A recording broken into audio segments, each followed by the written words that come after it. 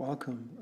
In this video, I wanted to have a quick chat about the conceptual ideas of this problem. So in problem 63, we're asked to find the angular speed of rotation at which the surface material on the equator of a neutron star is on the verge of flying off the star if the star is spherical with a given radius and a given mass. Right now, I don't care about the numbers, but I'd like to get the ideas, the conceptual ideas across. So over here, I have a picture of the neutron star, and since we are told that the materials we're interested in, the surface material, are on the equatorial region, so I've placed the material, although the scale is a little off, the red dot refers to our surface material located around the equator. And then if we flatten and we focus on the slice, the equator slice of the neutron star, and take an overhead view, think of a drone shot of that flattened pancake of the equator slice. This is what we're going to have. And because our star is rotating about some axis, then that axis on this slice is going to be a dot at the center, and then the red surface material will be orbiting or spinning around. This then simply becomes a good old problem like we had with centripetal acceleration. But before we get distracted, I'd like to come back here. We are interested in finding the angular speed of rotation of the planet at which this guy will begin to, will be on the verge of flying off. Well, if the planet is rotating at some speed v, let's say the planet is rotating at some speed v, then an object needs some kind of an acceleration to keep it on that surface. Otherwise, it will get flung off. What is the minimum?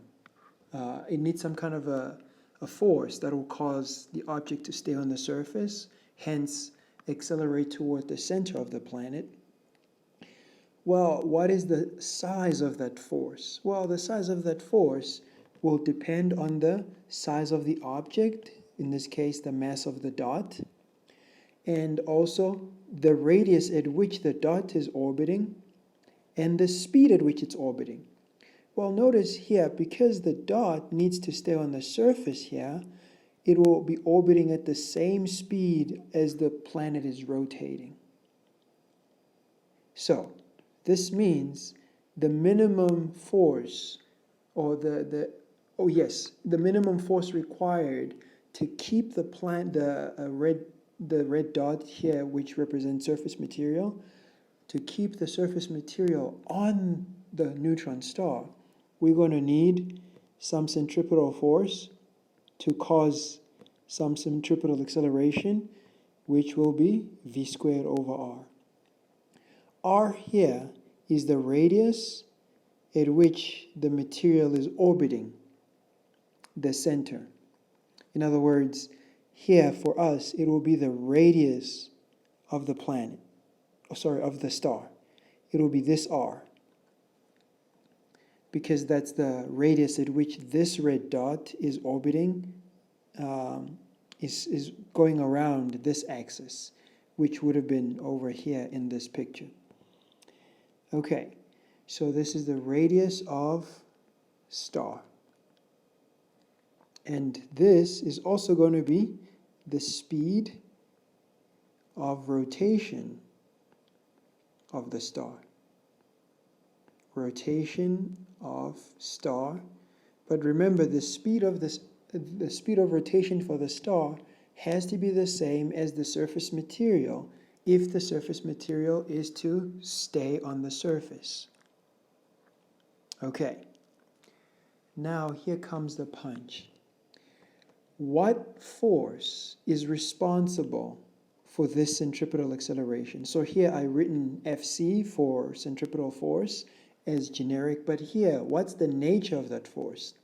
In other words, what's the force that's responsible for causing this guy to accelerate toward the center of this star? Well, the force here is the force of gravity.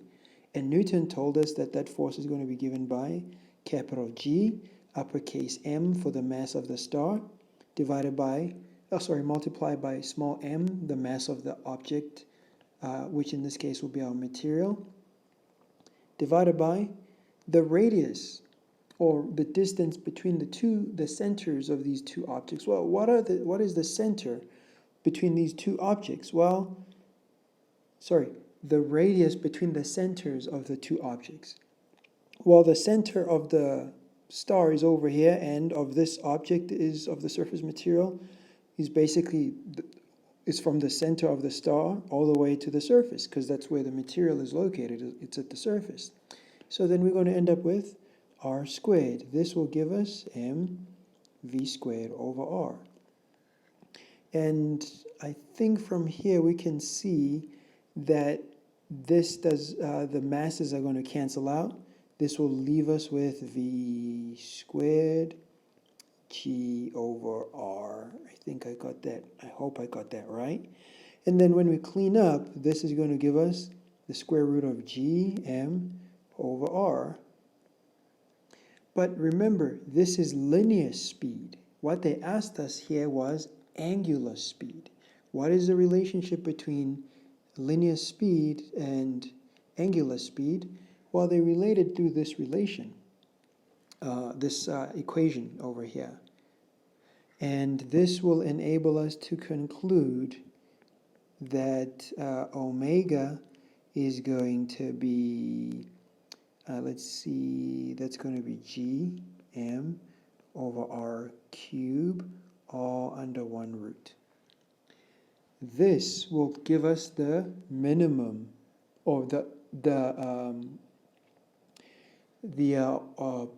angular speed at which this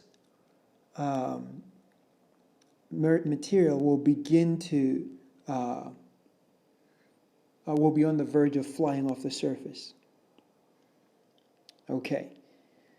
All right, I hope that helps. If there's more questions, please feel free to post them on the comment section, and I'll attend to them. All righty, see you in the next video.